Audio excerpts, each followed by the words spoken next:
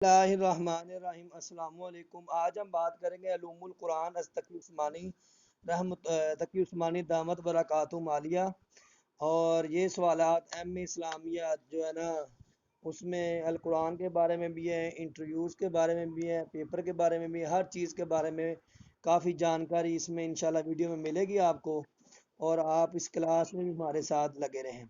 اچھا جی، پہلا سوال یہ ہے، قرآن کسے کہتے ہیں اور قرآن کی تعریف کریں۔ قرآن کسے کہتے ہیں اور قرآن کی تعریف کریں جی۔ قرآن کسے کہتے ہیں؟ کارا یا کراؤ قراءتن یا قرآن، بار بار پڑھی جانے والی کتاب یا سب سے زیادہ پڑھی جانے والی کتاب۔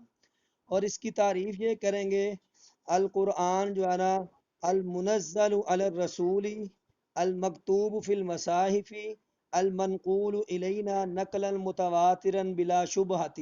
قرآن وہ کتاب ہے جو اتارا گیا نبی علیہ السلام پر، اور صحیفوں میں وہ لکھا گیا ہے اور منقول کیا گیا ہماری طرف نقلا متواترا بلا شبہۃ، نقلا متواترا بغیر شبے کی، شک شبے کی، اس میں کوئی شک شبے گنجائش نہیں ہے۔ اب لفظ قرآن ہم نے پڑھ لیا ہے، نہیں نہیں کوئی کمی بیشی نہیں ہے۔ اب وہی سے کیا مراد ہے؟ وہی سے کیا مراد ہے؟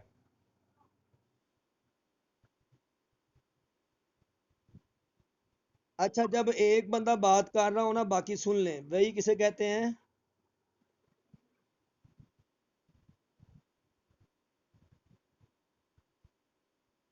اچھا، وہی کا معنی ہے چپکے سے اشارہ کرنا، دل میں بات ڈالنا، القاء کرنا۔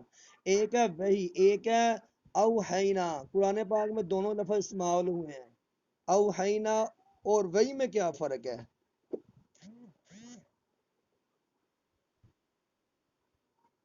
کیا فرق ہے؟ اچھا یہ ہے جی، دونوں میں فرق یہ ہے، جو وحی کا خاص لفظ ہے یہ انبیاء کرام کی جو وحی آیا کرتی تھی نا اس کے ساتھ ہے، جبکہ جو باب افعال ہے یہ اوحینا، وَلَقَدْ أَوْحَيْنَا إِلَىٰ أُمِّ مُوسَىٰ، ہم نے وحی کی موسیٰ علیہ السلام کی والدہ کی طرف۔ تو یہ غیر نبی کے لیے جب وحی کا لفظ استعمال کرے تو باب افعال سے آتا ہے اوحینا، جبکہ جو خالی وحی ہے تو وہ جو ہے نا ثلاثی مجرد سے وہ انبیاء کرام کے ساتھ خاص ہوگی۔ وحی کی اقسام کتنی ہیں؟ یہ مطلوب غیر مطلوب کے علاوہ، مطلوب غیر مطلوب کے علاوہ کہہ رہا ہوں۔ یہ مطالعہ کیا ہوا ہے آپ نے انور شاہ کشمیری والا جی؟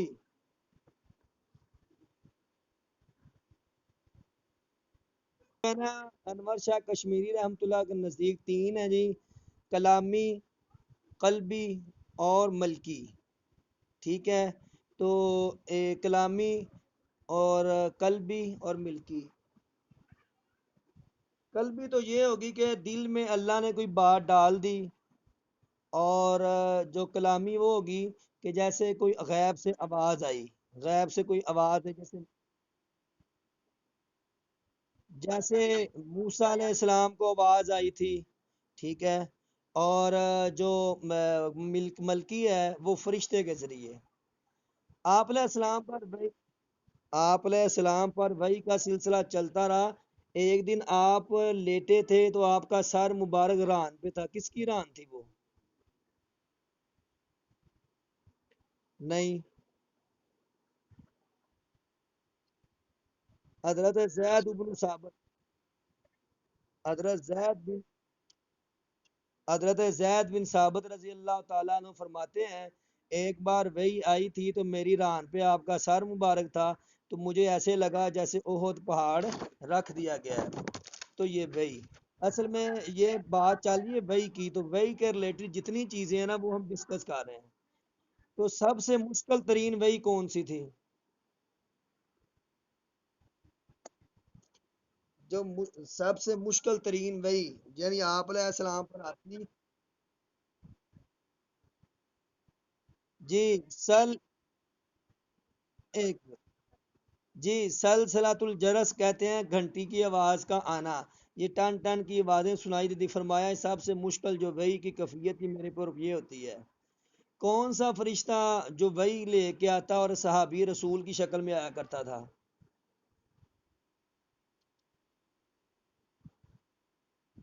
حضرت داہیہ کلبی شکل میں وہ آیا کرتے تھے، اور حضرت داہیہ کلبی اتنے خوبصورت تھے کہ اکثر اوقات وہ جو ہے نا اپنے منہ پر کپڑا لپیٹ کے گھومتے تھے کہ وہ بہت خوبصورت ہیں۔ یہ ذرا پیچھے سے بچوں کا شور کم کروائیں، بچوں کا شور کم کروائیں پیچھے سے۔ اچھا آگے، کشف اور وحی میں کیا فرق ہے؟ کشف اور وحی میں کیا فرق ہے؟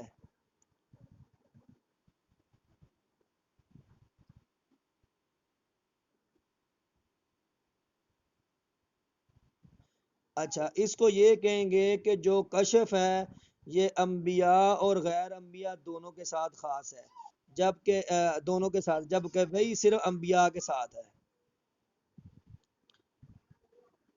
وہی صرف انبیاء کے ساتھ ہے۔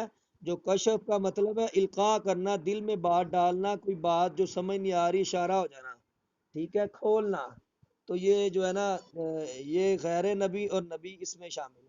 وہی مطلوب اور غیر مطلوب، وہی غیر مطلوب کے بارے میں کوئی حدیث آتی ہے آپ کو؟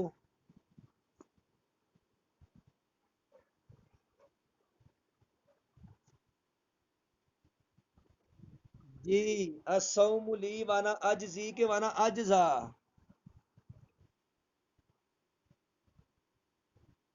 الصوم لی وانا اجزا بھی، روزہ میرے لیے ہے اور میں ہی اس کی جزا ہوں یا میں اس کی جزا دوں گا، تو یہ ایک نا دونوں،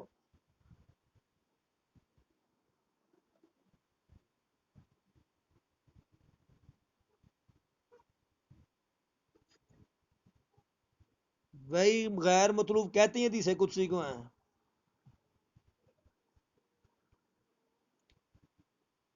جی دیکھیں، وہی مطلوب قرآن کو اور وہی غیر مطلوب، جبکہ وہی کا لفظ وہ ہوتا ہے جو اللہ کی طرف نزول ہو، تو غیر مطلوب میں یہ ہوتا ہے کہ مفہوم اللہ کی طرف سے آتا ہے، الفاظ نبی علیہ السلام جو کلمات وہ اپنی طرف سے بتاتے ہیں۔ اچھا، ایک یہاں پر ایک مسئلہ ہے جی، مجھے یہ بتائیں کہ آپ نے پڑھا ہوگا دوسرے سپارے میں اندر قد نرا تقلب وجهك في السماء فلنولینک قبلۃ ترضاها فولی وجهك شطر المسجد الحرام، بیت المقدس کی طرف نماز کا حکم آیا جی اس میں، تو یہ کس وحی میں آیا ہے، کون سے سپارے میں، کون سی چیز تھی جس میں یہ حکم آیا ہے کہ بیت المقدس کی طرف نماز کر کے پڑھیں؟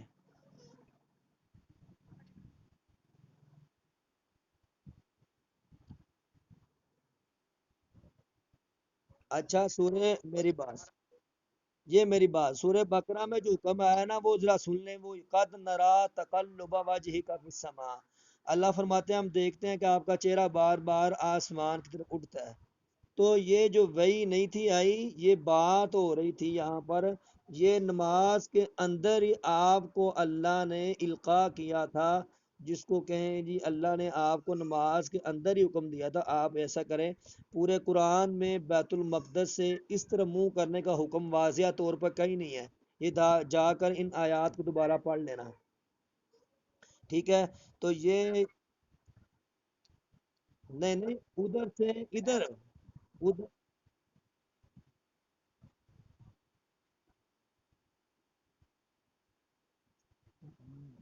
واضح اشارہ نہیں ہے، دیکھیں واضح اشارہ نہیں ہے،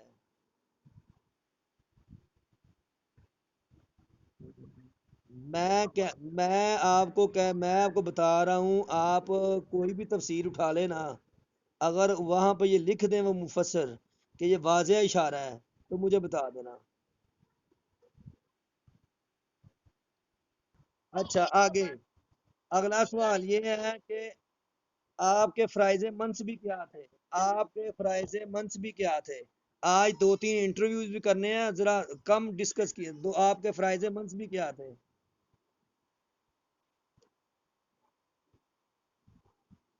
چار کون کون سے؟ نہیں نہیں، ایک بندہ جواب دے، کوئی ایک، میں نہیں کہ آپ خود جواب دوں گا، جی جی کوئی بتائے۔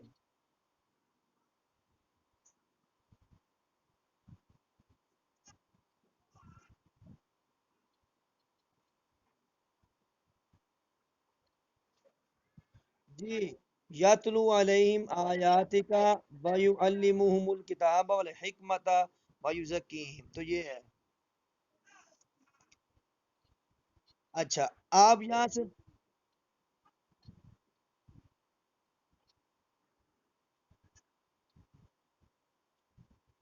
تزکیہ نفس ہم نے بات کی تھی اس دن بھی. تزکیہ نفس ہوگا اس طرح کہ آپ علیہ السلام کی تعلیمات میں عمل کر کے.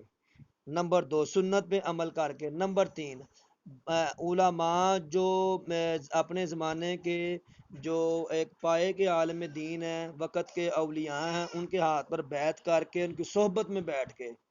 ٹھیک ہے. اچھا آگے، انزال اور تنزیل میں کیا فرق ہے؟ انزال اور تنزیل میں کیا فرق ہے؟ ٹھیک ہے. ٹھیک ہے، انزال اکٹھا. انا انزلناہ، انزل ینزل انزالا، انا انزلناہ فی لیلۃ القدر. تو اللہ یہاں پہ انزال کر رہے ہیں کہ ہم نے جو اکٹھا قرآن جو سورہ قدر کی رات کو اتارا، اور جو 14 سپارے میں آیا. جی جی جی. اس کے بعد جو ہے نا تنزیل ہے، انا نحن نزلنا الذکر، تو وہ نزلنا وہ تنزیل سے ہے. آگے مدنی اور مکی آیات، صورتوں کی خصوصیات بتائیں ذرا. مدنی اور مکی. جی، یہ جو مکی صورتیں ہیں یہ چھوٹی ہیں. مکی مکی صورتوں میں عقائد، توحید، رسالت، آخرت کا ذکر ہے. مکی صورتوں میں مشرکین کے ساتھ جو ہے نا زیادہ ان کے ساتھ خطاب کیا گیا ہے. مکی صورتوں میں جو ہے کلہ کا لفظ استعمال ہوا ہے، کلہ. ٹھیک ہے. اور جو مدنی صورتیں، نہیں نہیں، آمن مدینے میں. جی، یا ایھا الناس، یا ایھا الناس انتم الفقراء. جبکہ مدینے میں، یہ مدینے میں یا ایھا الذین آمنو ایک. مدینے میں نماز کے بارے میں آیات، مدینے میں روزے کے بارے میں آیات، مدینے میں حج کے بارے میں آیات، مدینے میں جہاد کے بارے میں آیات، عبادات کے بارے میں ساری یا ایھا الذین آمنو. ٹھیک ہے، یہ تھوڑی سی ہے. آگے. جی جی. ليلۃ القدر کی رات میں کٹھا، اس کو کہتے ہیں انزال. انا انزلنا، انزل ينزل انزالا. اور تنزیل تھوڑا تھوڑا، نجمن نجمن، کستن کستن، 23 سال کے عرصے میں. اچھا آگے چلیں. اگلے ایک آپ نے جو لا تنکحوا المشرکات حتی یؤمن، یہ آیت کس صحابی کے بارے میں نازل ہوئی تھی؟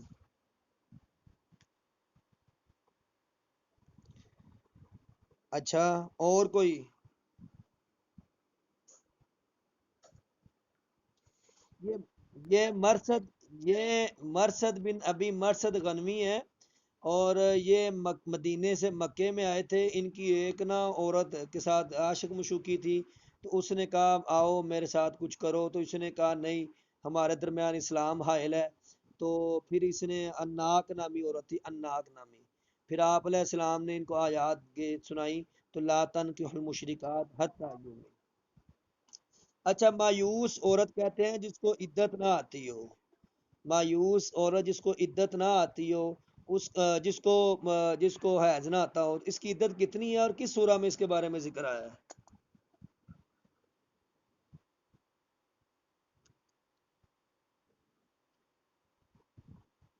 سورہ سورہ طلاق میں. ٹھیک ہے. واللائی یئسن من المحیض. ٹھیک ہے. سب آتی احرف ان سے کیا مراد ہے؟ یہ بڑا جامع سوال ہے اور اس میں بڑی بحث ہے، لیکن اس میں بحث نہیں کرنی، صرف مختصر جواب دیں. سب آتی احرف.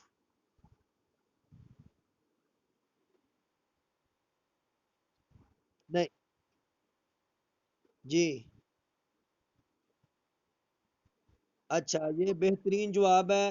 جو سات لغت کے قاری ہیں نا، تو وہ تو بالکل مراد نہیں جیسے ہماری سبع عشرہ ہے. سبعۃ احرف سے مراد یہ ہے کہ قرآن مقدس کے جو الفاظ ہیں ان کو 7 انداز میں یعنی اس کو پڑھ سکتے ہیں. ٹھیک ہے.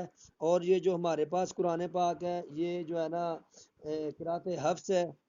اور یہ حضرت عثمان کے بعد انہوں نے ایک قرأت پہ جمع کر دیا. ارض اخیرہ سے کیا مراد ہے؟ ارض اخیرہ، ارض اخیرہ بالکل آسان سوال ہے، صرف نا وہ ڈیفینیشن بدلی ہے، ٹھیک ہے؟ اس کو میں بتا دیتا ہوں، اس کو یہ جواب ہے جی، جب جبرائیل علیہ السلام نے آپ کے بعد دور کیا تو نا، آخر دور کیا تھا، ٹھیک ہے؟ وہ اس کو ارض اخیرہ کے اندر جو قرآن، ہاں دور، ٹھیک ہے، اس کو دور. کیا آج کل سب تو حروفین ہے؟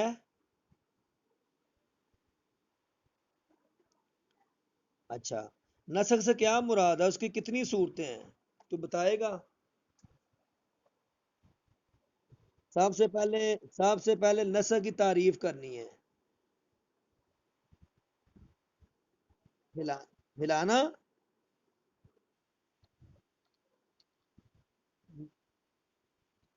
نہیں نہیں، نون سین خا، نسخ.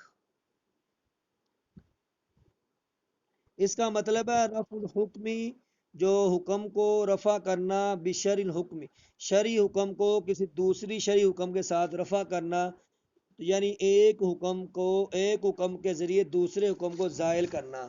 اس کے بارے میں قرآن میں آئی ما ننسخ من آیت او ننسیہ نأتی بخیر منہا و مثلیہا. اس کی چار صورتیں ہیں، وہ کون کون سی ہیں؟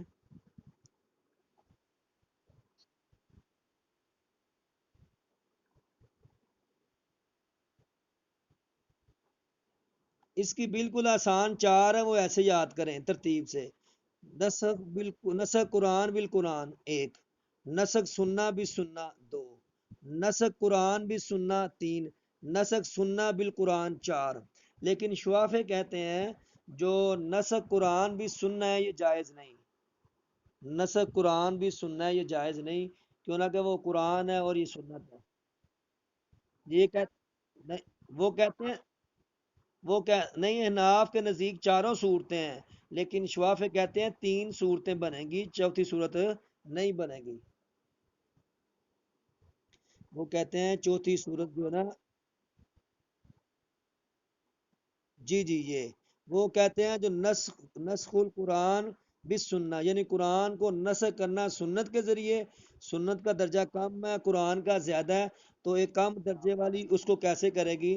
تو ہم کہتے ہیں بے شمار احادیث اس پہ ہیں، ٹھیک ہے؟ اشعی خاتبی، وہ جو سورہ نور میں کچھ آیات ہیں، ٹھیک ہے؟ حالانکہ جب یہ مانیں گے تو پھر اس کے بعد ہوگا کہ آیت منسوخ ہوئی ہے کہ حکم، اس کی بھی تین چار قسمیں بنتی ہیں. آیت بھی منسوخ ہے، حکم بھی منسوخ ایک، آیت منسوخ نہیں ہے، حکم منسوخ ہے دو، آیت ہے، حکم منسوخ ہے، حکم ہے، آیت منسوخ ہے، ٹھیک ہے؟ تو یہ چار صورتیں اس طرح بھی بنتی ہیں. صحیفہ حضرت ابو بکر رضی اللہ تعالی عنہ نے جو لکھوایا تھا اس کو کہتے ہیں، یہ کس نے جلایا تھا؟ نہیں نہیں جی، مروان بن حکم نے حضرت حفصہ سے لے کر جلا دیا تھا، کیوں نہ کہ اب قرآن ہر جگہ پھیل چکا ہے اور لہٰذا اس ٹاپک کو ختم کیا جائے. حزب اور یا منزل سے کیا مراد ہے؟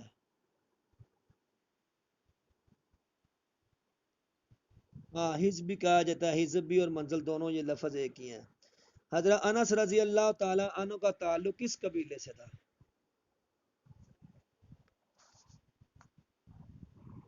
حضرت انس کا تعلق خزرج، اوس اور خزرج. حضرت انس رضی اللہ تعالی عنہ، ان کا قبیلہ خزرج تھا، ان کا قبیلہ خزرج تھا.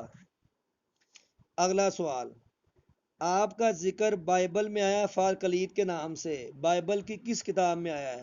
پیدائش میں، خروج میں، استثناء میں، احبار میں کہ اعداد میں؟ کس میں آیا ہے؟ استثناء میں نہیں. وہ اگر آپ نے سابقہ لیکچر لیے ہیں نا تو پیدائش میں تو ہم نے بتایا تھا کن کا ذکر ہے، تو یہ جو دو ان کے ہاں اہم ہے، احبار اور استثناء، پیدائش، خروج، احبار، اعداد اور استثناء.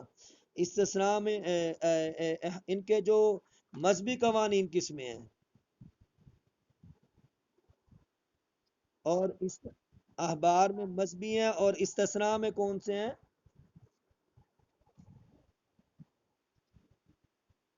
جی جی، ریاستی امور اور یہ یاد کرنی ہے ہر بندے نے، یہ پانچوں چیزیں یاد ہوں۔ یہ سوال پوچھتے ہیں تقریباً بہت سارے بندوں سے پچھلے سال ہوا ہے، ٹھیک ہے، کہ جو بائبل ہے اس میں کل کتنی، بائبل کی کل کتنی کتابیں ہیں، اور یہ تورات کس کو کہا جاتا ہے؟ بائبل کی کل 39 کتابیں ہیں، جس کے 3 حصے کیے گئے ہیں۔ پہلے حصے میں 5 ہیں، دوسرے میں 11 ہیں، ٹھیک ہے۔ پہلے حصے کو کہتے ہیں بائبل کو تورات، جس میں پیدائش، خروج، احبار، اعداد اور استثناء، اور دوسرے میں ہوتی ہے دوسرے میں نبتیم، نبیوں کے قصے، اور تیسرے میں کبتیم، کتابوں کے قصے۔ تو یہ ان کے نا آپ دیکھ لینا، کبتیم، کبتیم کتابوں سے، ٹھیک ہے۔ کاف تا با، یہ کتاب سے کتبیم، نبی سے نبتیم، کتاب۔ اچھا میں بھیج دیتا ہوں۔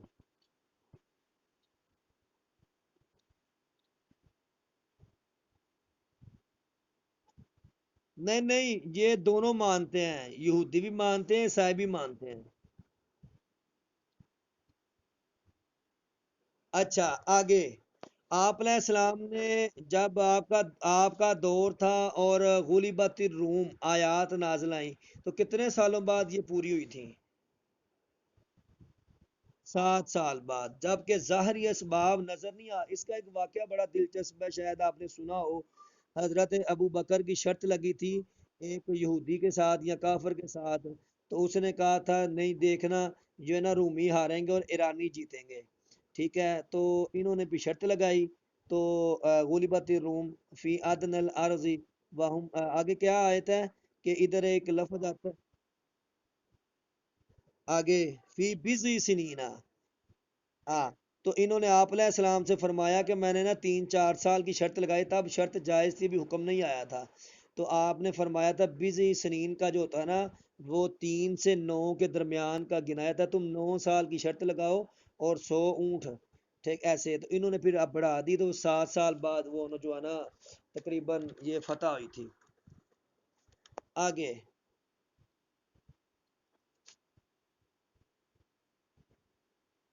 آپ باقی نکال لینا، 5 5 اور 11، 26، 16 اور باقی 23 رہ گئیں۔ جی، یہودیوں کے نزدیک 39 ہے، عیسائیوں کے نزدیک، کیتھولک کے نزدیک 46 ہیں۔ اچھا، یہاں پر ایک بڑا مزیدار سوال کرتے ہیں جی، موسیٰ علیہ السلام کا واقعہ کبھی سورہ باقرہ میں آ رہا ہے، کبھی نساء میں آ رہا ہے، کبھی مائدہ میں آ رہا ہے، کبھی سورہ نام میں، پورے قرآن میں کیا وجہ ہے، بار بار تکرار کیوں ہو رہا ہے؟ جی، یہ میٹھے میٹھے سوال نہیں ہیں، میٹھے میٹھے اسلامی بھائی والے۔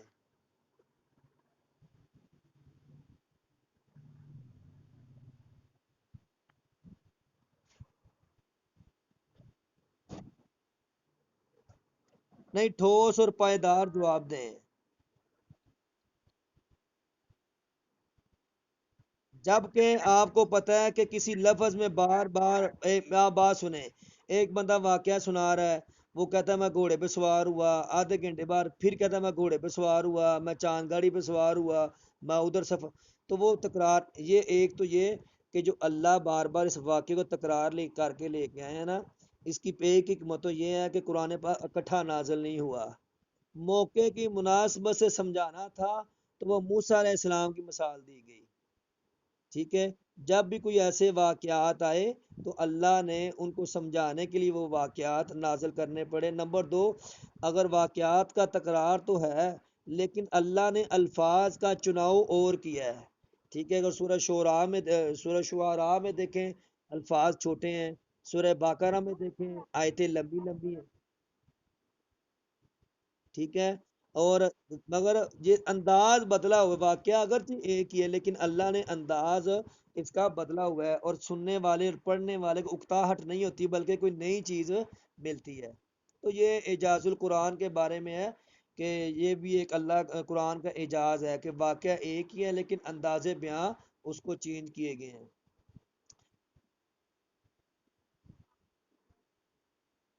یہ اعجاز القرآن میں آئے گا، ٹھیک ہے، ایک بار نئے انداز میں۔ جی، وسیع زبان میں تو وسیع زبان میں تو نکتے والے لفظوں کو زیادہ استعمال کرنا بھی وسیع نہیں کہلاتا فصیح زبان میں۔ اچھا آگے، یہاں پر ایک یہاں پر ایک سوال ہوتا ہے جی، آپ جی علم تفسیر، علم وحی آپ نے پڑھ لی، علم تفسیر کیا ہے اور علم تعویل کیا ہے، اس کے ماخذ کیا ہے؟ یہ بنیادی سوالات ہیں۔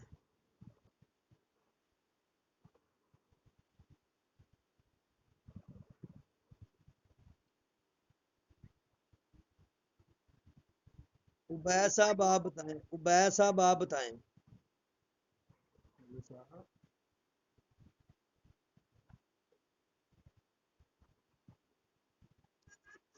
اچھا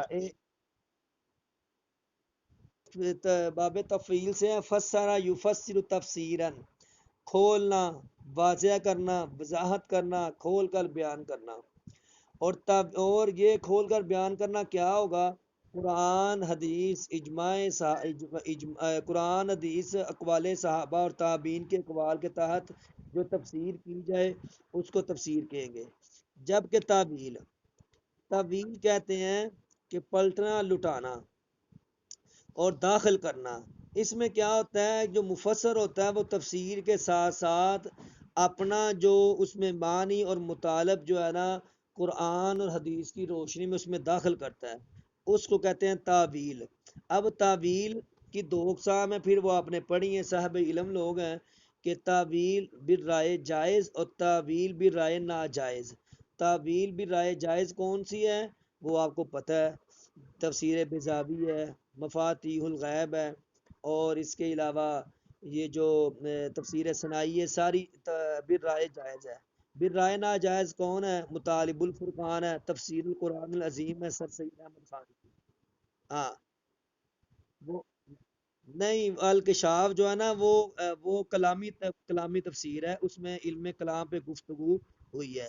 تو ہر بندہ کائنڈلی ایسا کرے، میری بات سنیں، ہر بندہ ایک، میری بات سنیں، ہر بندہ ایسا کرے، تعویل اور تفسیر کا معنی آتا ہو، اس کا باب آتا ہو، باب کی خاصیت آتی ہو، اور نمبر دو، دو عربی تفاسیر اور دو بر صغیر کی اور دو پاکستان اردو کی تفاسیر کے نام آتے ہوں، یہ پوچھ لیتے ہیں۔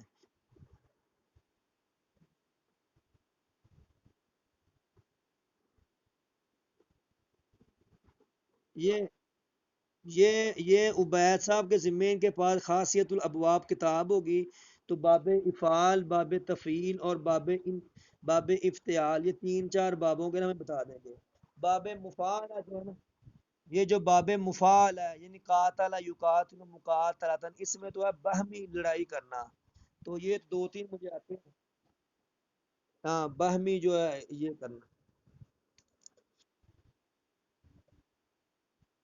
جی، چیزیں بہت ساری ہیں لیکن پڑھنے میں ٹائم لگتا ہے۔ اچھا آگے، بڑا اہم سوال ہے، یہ اسرائیلی روایات سے کیا مراد ہے؟ یہ تین چار منٹ ہیں، 7 سوال ہیں، کور کرنا ہے بس، زیادہ نہیں۔ اسرائیلیات سے کیا مراد ہے اور اسرائیلی روایات کی کتنی اقسام ہے، میں بتاؤں گا، کوئی بتائے گا؟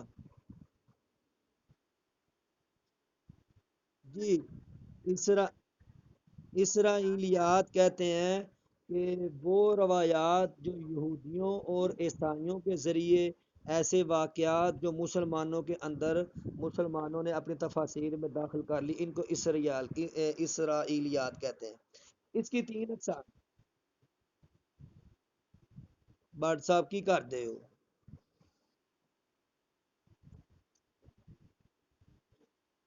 اسرائیلی روایات کہتے ہیں، اسرائیلی روایات کہتے ہیں کہ ایسی روایات جو یہود و نصارہ سے مسلمانوں کے اندر داخل ہوئی اور مسلمانوں کے اندر رائج ہو گئیں، ان کو اسرائیلی روایات کہتے ہیں۔ اب ان کی تین اقسام ہے، تین حکم ہے، کیا ہے؟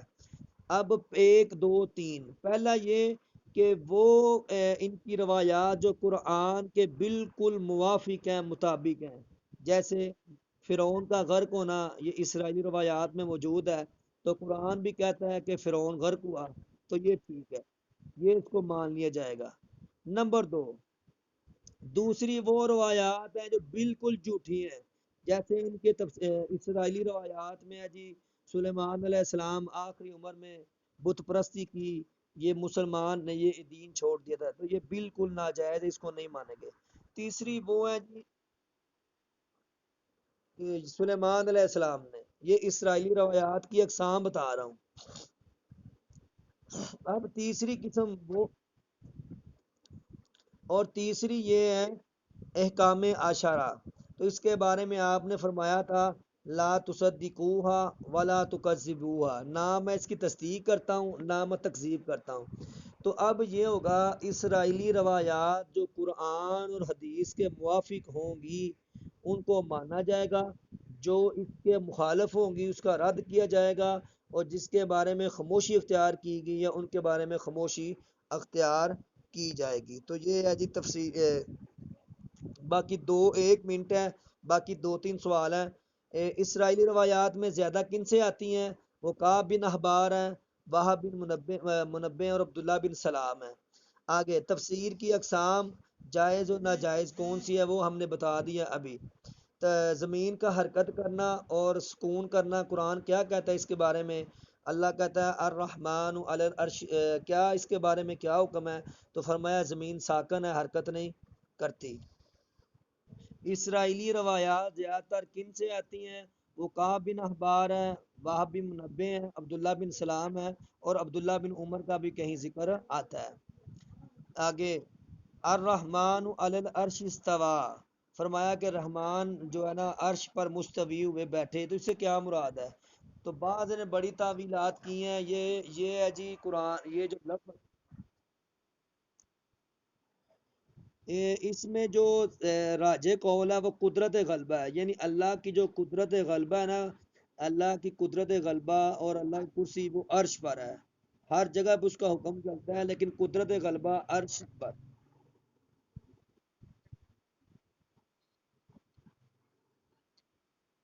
جی جی جی جی، یہ حق ہے۔ کفیت کیسی ہے؟ یہ ہے جی کہ عرش پر بیٹھنا تو حق ہے، لیکن کفیت کیسی ہے یہ مجہول ہے، ہمیں اس کے بارے میں نہیں پتہ اور نہ چھان بین کرنی چاہیے۔ یہ قرآن پاک میں اور بھی ہیں، یوم یکشف عن ساق، اللہ قیامت کے دن اپنی پنڈلی دکھائیں گے، وہ کیسی ہوگی، تو اس کے بارے میں ہمیں کوئی بات نہیں کرنی چاہیے، اس لیے علم کلام کے بارے متشابہات۔ آگے اچھا یہاں پر ایک سوال یہ ہے، احکام شریعت کا اصل مقصد کیا ہے؟ شریعت کے جو احکامات، نماز پڑھو، روزہ رکھو، عبادت کرو، چوری نہیں، زنا نہیں، سود نہیں، تو یہ کیوں ہے، اس کا اصل مقصد کیا ہے اس کا؟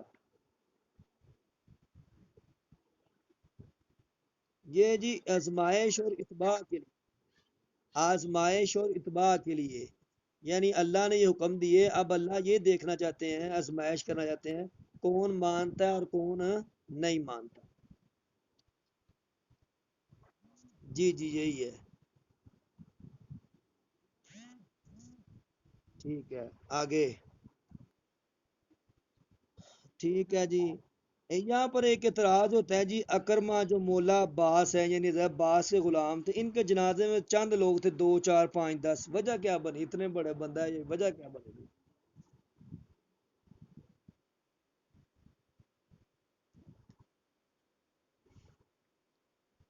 اکرما مولا عباس ہیں، یہ ان کا جنازے میں بہت کم لوگ تھے، وجہ کیا تھی؟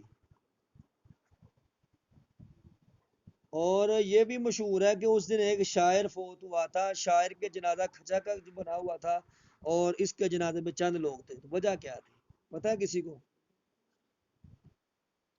اچھا یہ تھا کہ ان کو قید و بند کی صوبتیں اٹھانا پڑی، اور جس کی وجہ سے روح پوش ہو گئے تھے، کسی کو کچھ نہیں پتا یہ کہاں پہ ہیں، تو اس حالات میں کسی کو پتہ ہی نہیں یہ کون تھے، تو جب یہ فوت ہوئے تو چند لوگ نے جنازہ پڑھا، تو وہ بھی بڑی غنیمت ہے۔ تو یہ 45 سوالات میں نے جو ہے نا علوم القرآن سے نکالے تھے، آپ لوگوں سے جو ہے نا کیے ہیں۔ آخری سوال ہے، بڑا امپورٹنٹ سوال ہے۔ وہ شاعر تھا نا، تو نمبر دو اکرما یہ بڑا بندہ تھا، لیکن یہ روح پوش تھے 8 10 سال سے۔ اچھا ایک سوال ہے بس، آخلا سوال بڑا ٹیکنیکل ہے، کیا زمانے کی تبدیلی کے ساتھ شریعت میں تبدیلی کر سکتے ہیں؟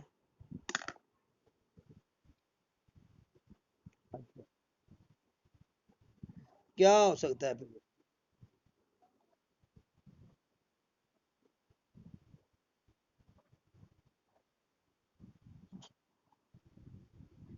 اچھا اس میں یہ ہے جی، شریعت کو تبدیلی نہیں کیا جا سکتا، بلکہ یہ دیکھیں گے اس کے بارے میں جو بٹ صاحب نے بات کی کہ جو ملتا جلتا حکم ہے اس میں علت دیکھیں گے کہ جو سابقہ حکم تھا اس میں علت کیا ہے اور موجودہ دور کے علت کیا ہے۔ مثلا تب اجارے پہ یا کرائے پہ لوگ گھوڑے لے کے جایا کرتے تھے، تب یہ پوچھا جایا کرتا تھا تو نے گھوڑے پہ سفر کتنا کرنا ہے، وہ کہتے 10 میل 20 میل 2 دن 3 دن۔ تو آج کے دور میں بھی گاڑی کرائے پہ لے کے جاتا ہے تو پوچھتے ہیں بھائی تو نے کہاں جانا ہے، پنڈی جانا ہے، لاہور جانا ہے، ملتان جانا ہے، کتنے دن کے لیے گاڑی؟ تو علت وہی ہے، وقت۔ علت وہی ہے، وقت۔ تو اس کے مطابق بھی کرایہ ڈیسائیڈ کیا جاتا ہے۔